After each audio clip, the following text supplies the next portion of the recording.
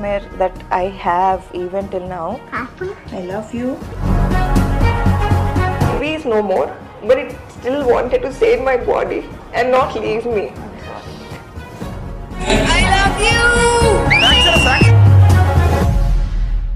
నమస్తే friends, welcome to CR ముచ్చట్లు. Friends, మాతృత్వంతోనే మహిళల జీవితానికి పరిపూర్ణత వస్తుందంటారు. అందుకే పెళ్ళైన ప్రతి అమ్మాయి అమ్మగా మారాలనుకుంటుంది. కానీ ఆ ఆనందం మధ్యలోనే ఆవిరైతే అంతకంటే బాధ మరొకటి ఉండదు. అసలు నేను ఈ మాట చెప్పడానికి గల కారణం బుల్లితెర నటి సమీరా. తెలుగు ఆడియన్స్కి సమీరా గురించి ప్రత్యేకంగా పరిచయం చేయాల్సిన అవసరం లేదు.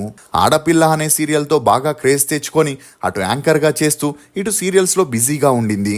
ఇక ఈమె 2019లో అన్వర్ జాన్ అనే వ్యక్తిని పెళ్లి చేసుకోగా వీరి అన్యోన్య సంసారానికి గుర్తుగా 2021లో అర్హాన్ అనే అబ్బాయి జన్మించాడు. అలా ఈమె 2023 నవంబర్లో రెండోసారి గర్భం దాల్చగా ఈమె కుటుంబ సభ్యుల ఆనందానికి అవధులు లేకుండా పోయాయి. కానీ తన ఆనందం మధ్యలోనే ఆవిరైపోయిందని, తనకి అబార్షన్ అయినట్లు సోషల్ మీడియాలో సమీరా వెల్లడిస్తూ తన రెగ్యులర్ టెస్ట్లో భాగంగా రెండో స్కానింగ్కి వెళ్ళినప్పుడు బేబీ బాగానే ఉందని, 12వ వారంలో మరోసారి స్కానింగ్కి వెళ్ళినప్పుడు తనని టెస్ట్ చేసిన డాక్టర్లు 8వ వారంలో బిడ్డ ఎదుగుదల ఆగిపోయిందని, తన గుండె కొట్టుకోవడం లేదని చెప్పడంతో సమీరా మరియు ఆమె ఫ్యామిలీ షాక్కి గురయ్యారు. అంటే ప్రాణం లేని బిడ్డని 4 వారాల పాటు కడుపులో మోసిందని, తన కలలన్నీ కుప్పకూలిపోయాయని, ఆ తర్వాత కొన్ని రోజులు టాబ్లెట్స్ ద్వారా గర్భంలోని శిశువుని తీసేసినట్లు ఎమోషనల్గా పోస్ట్లో వెల్లడించింది. అసలు సమీరా తెలుగు ఇండస్ట్రీని వదిలి తమిళ ఇండస్ట్రీకి వెళ్ళడానికి గల కారణాలేంటి? చెల్లెలు పెళ్లి చేసుకోవాల్సిన అబ్బాయిని సమీరా ఎందుకు చేసుకోవాల్సి వచ్చింది? సమీరాకి ప్రభాకర్కి మధ్య అసలు ఏం జరిగింది? ఇప్పుడు సమీరాకి సీరియల్స్లో ఎందుకు ఛాన్సులు రావట్లేదు అని నమ్మలేని నిజాన్ని ఈ వీడియోలో చెప్పడానికి నేను ప్రయత్నిస్తాను. మీరు మాత్రం ఈ వీడియోని పూర్తిగా చూడండి. సమీరా షరీఫ్ అలియాస్ సమీరా. ఈమె 1988 నవంబర్ 14న తెలంగాణలోని హైదరాబాద్లో ఒక మధ్యతరగతి ముస్లిం ఫ్యామిలీలో జన్మించింది. తండ్రి అమీర్ షరీఫ్, తల్లి షరీఫ్. ఈమెకి ఒక అక్క, ఒక చెల్లెలు కూడా ఉన్నారు. ఇక ఈమె తండ్రి ఒక ప్రైవేట్ కంపెనీలో పనిచేస్తే తల్లి హౌస్ వైఫ్గా ఉండేది. సమీరా తన స్కూలింగ్ని హైదరాబాద్లోని శ్రీ వివేకానంద స్కూల్లో చదివింది. చదువుల్లో చురుగ్గా ఉన్న సమీరాకి చిన్నప్పటి నుండి యాక్టింగ్పై ఇంట్రెస్ట్ ఉన్న కారణంగా తన తల్లిదండ్రులు కూతురి ఆశని తెలుసుకొని సమీరాని డ్యాన్స్ క్లాస్లో చేర్పించారు. అలా స్కూల్ ప్రోగ్రామ్స్లో సమీరా డ్యాన్స్ పర్ఫార్మెన్స్ చేయడంతో ఈమె ఎక్స్ప్రెషన్స్ని చూసిన చాలామంది తనని సినిమాల్లోకి వెళితే పెద్ద హీరోయిన్ అవుతావని పొగడడంతో ఒకవైపు డిగ్రీ చదువుకుంటూ మరోవైపు సమీరా సినిమాల్లో ట్రై చేయడం మొదలెట్టింది. కానీ సినిమాల్లో ఎంత ట్రై చేసినా చిన్న చితక పాత్రలు వచ్చేవే తప్ప మెయిన్ లీడ్గా ఛాన్సులు వచ్చేవి కావు. అలా 2 ఇయర్స్ ట్రై చేశాక ప్రయోజనం లేకపోవడంతో సీరియల్స్లో ట్రై చేయాలనుకుంది.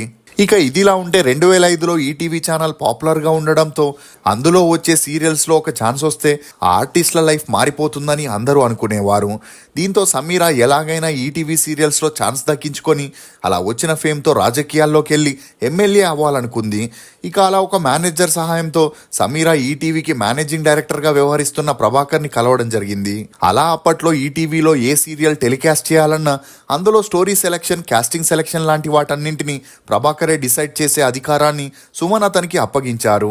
ఇక అప్పుడే ఈటీవీలో ఆడపిల్ల అనే సీరియల్ని ప్లాన్ చేసి ఆర్టిస్టుల కోసం ఆడిషన్ని నిర్వహించారని తెలుసుకున్న సమీరా ప్రభాకర్ని కలవగా సమీరాకి యాక్టింగ్లో ఏమాత్రం ఎక్స్పీరియన్స్ లేకపోయినా చెప్పింది చెప్పినట్లుగా చేయడంతో ప్రభాకర్ సమీరాని ఆడపిల్ల సీరియల్లో మెయిన్ లీడ్గా సెలెక్ట్ చేశాడు.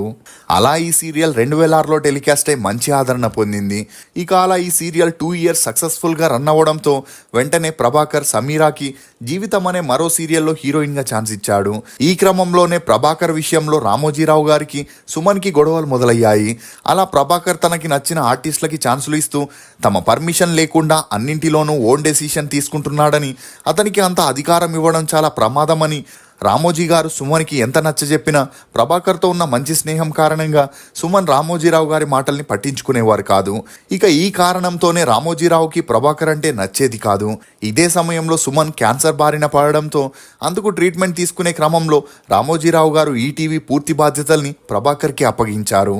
దీంతో ప్రభాకర్ ఒకవైపు యాహూ లాంటి టీవీ ప్రోగ్రామ్స్ చేస్తూ మరోవైపు బ్యాక్ టు బ్యాక్ సీరియల్స్లో మెయిన్ లీడ్గా చేస్తూ బుల్లితెర మెగాస్టార్గా గుర్తింపు తెచ్చుకున్నాడు. ఇదిలా ఉంటే భార్యామణి అనే సీరియల్ని స్టార్ట్ చేయగా అందుకు రామోజీరావు గారు తనకి తెలిసిన అమ్మాయిని హీరోయిన్గా ఫిక్స్ చేశారు.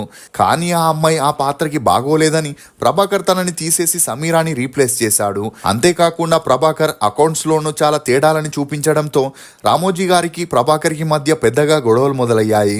ఇక గొడవలు వచ్చినప్పుడల్లా పంచాయతీ పెట్టి కాంప్రమైజ్ చేసే సుమన్ యశోద హాస్పిటల్లో ట్రీట్మెంట్ తీసుకుంటుండడంతో ఏం చేయలేని పరిస్థితుల్లో ఉండేవారు. అలా వీరి గొడవలు తారాస్థాయికి వెళ్లడంతో 2010లో ప్రభాకర్ ఈటీవీని వదిలి బయటికి వచ్చేశాడు. ఇక అదే సమయంలో రామోజీరావు గారు సమీరాని భార్యామణి సీరియల్ నుండి తొలగించి వేరే ఆర్టిస్ట్ని రీప్లేస్ చేశారు.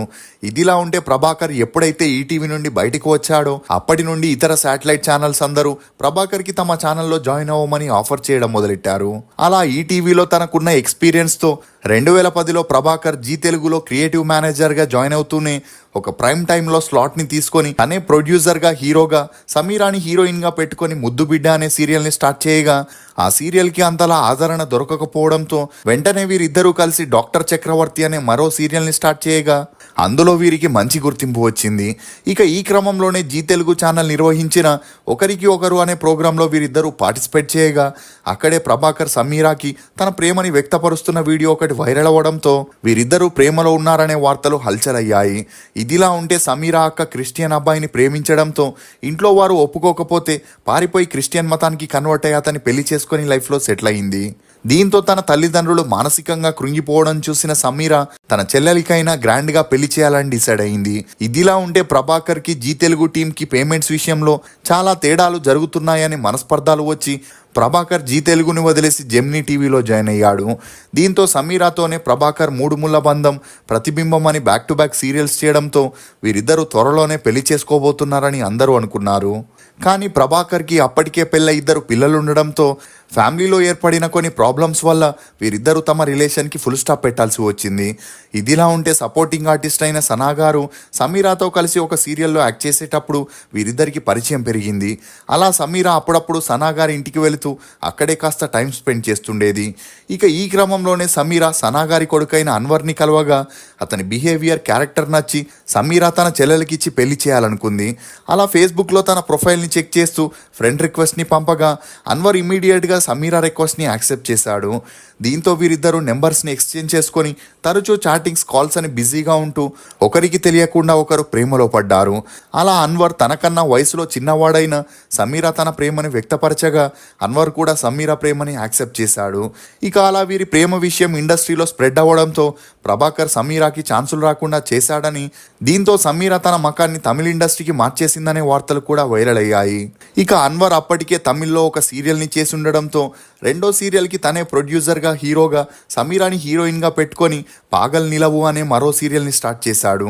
ఇక ఈ సీరియల్ విజయ్ టీవీలో టెలికాస్ట్ అయి మంచి ఆదరణ లభించడంతో వీరిద్దరూ కలిసి మళ్ళీ రెక్కే కట్టి పరకదు మనసు అనే మరో సీరియల్ని చేయగా ఈ సీరియల్ కూడా హిట్ అవ్వడంతో మంచి ఆదరణ లభించింది. అలా సీరియల్స్ చేస్తూనే వీరిద్దరూ 4 సంవత్సరాలు డేట్ చేయగా ఇద్దరి మధ్య మంచి అండర్స్టాండింగ్ రావడంతో 2019లో ఇరు కుటుంబాల్ని ఒప్పించి వీరిద్దరూ సింపుల్గా పెళ్లి చేసుకొని ఒకటయ్యారు. అలా పెళ్లి తర్వాత మిస్టర్ అండ్ మిస్సెస్ చిన్నతరై సీజన్ 2 అనే ఒక తమిళ్ ప్రోగ్రాంలో కూడా పార్టిసిపేట్ చేసి మంచి గుర్తింపును తెచ్చుకున్నారు. ఇక అలా వీరిద్దరూ చేసిన సీరియల్స్కి మంచి ఆదరణ దొరికిన ఛానల్స్ నుండి పేమెంట్స్ కరెక్ట్ టైంకి రాకపోవడంతో ప్రొడక్షన్ని ఆపేసి అరవింద సమేత అనే సీరియల్తో మళ్ళీ వీరిద్దరూ తెలుగులోకి కంబ్యాక్ ఇచ్చారు. ఇదిలా ఉండే వీరి అన్యోన్య సంసారానికి గుర్తుగా 2021లో అర్హాన్ అనే అబ్బాయి జన్మించగా అప్పటి నుండి పూర్తిగా సీరియల్స్కి, యాంకరింగ్కి బ్రేక్ ఇచ్చిన సమీరా సోషల్ మీడియాలో యాక్టివ్గా ఉంటూ ఫ్యామిలీకి ప్రియారిటీ ఇచ్చి వాటికి సంబంధించిన వీడియోస్ని సోషల్ మీడియాలో అప్లోడ్ చేస్తూ బిజీగా ఉంటుంది. కానీ రీసెంట్గా ఒక పోస్ట్ని షేర్ చేస్తూ తన రెండో బిడ్డ కడుపులోనే మరణించిందని, ఆ బాధ నుండి తను ఇంకా బయటికి రాలేకపోతుందని ఎమోషనల్ అవ్వడంతో నెటిజన్లు సమీరాకి ధైర్యం చెబుతూ ఆమెను ఓదార్చే ప్రయత్నం చేస్తున్నారు. మీకు సమీరా నటించిన సీరియల్స్లో ఫేవరెట్ ఏదనేది కమెంట్ సెక్షన్లో తప్పకుండా తెలియజేయండి. మేము చేసిన ఈ వీడియో మీకు నచ్చినట్లయితే ఒక లైక్ ద్వారా మీ సపోర్ట్ని మాకు తెలియజేయండి. For more interesting videos please subscribe to CR ముచ్చట్లు. Thank you.